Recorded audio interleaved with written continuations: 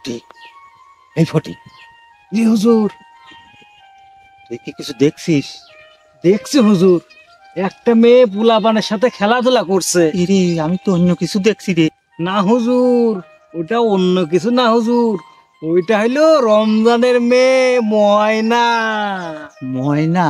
হ্যাঁ হুজুর। এটা ময়না তো খাঁচায় বন্দি থাকে রে। এই যে দেখছি উড়ে বেড়াচ্ছে রে ফটিক। এ সে ময়না না হুজুর। তাই নাকি রে? জি হুজুর। যা, ওই রমজান আলীকে ডেকে নিয়ে আয়। ঠিক আছে হুজুর, কোনো টেনশন করবেন না, আমি রমজান আলীকে ডেকে আনছি, আপনি বাড়ি চলে যান।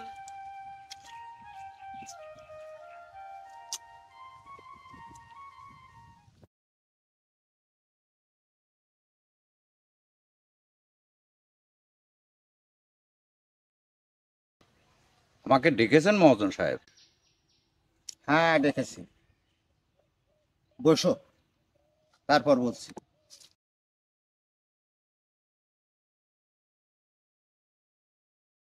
জি বলেন। কথাটা প্রকাশে না, গোপনে বলতে হবে। এসব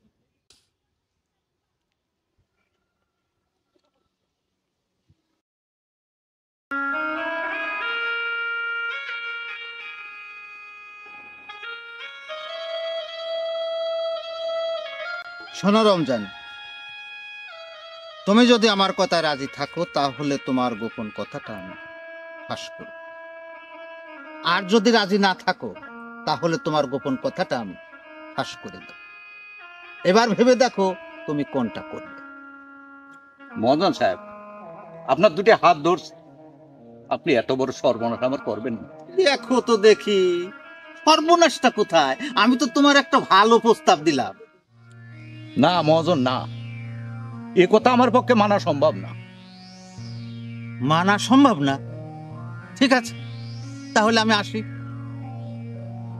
পরে বুঝতে পারবা কত ধানে কত চাই। মহাজন, মহাজন একটু দাঁড়া। এ কোন বিপদে বললাম খুদা, এই বিপদ হইতে তুমি রক্ষা করো খুদা, রক্ষা করো।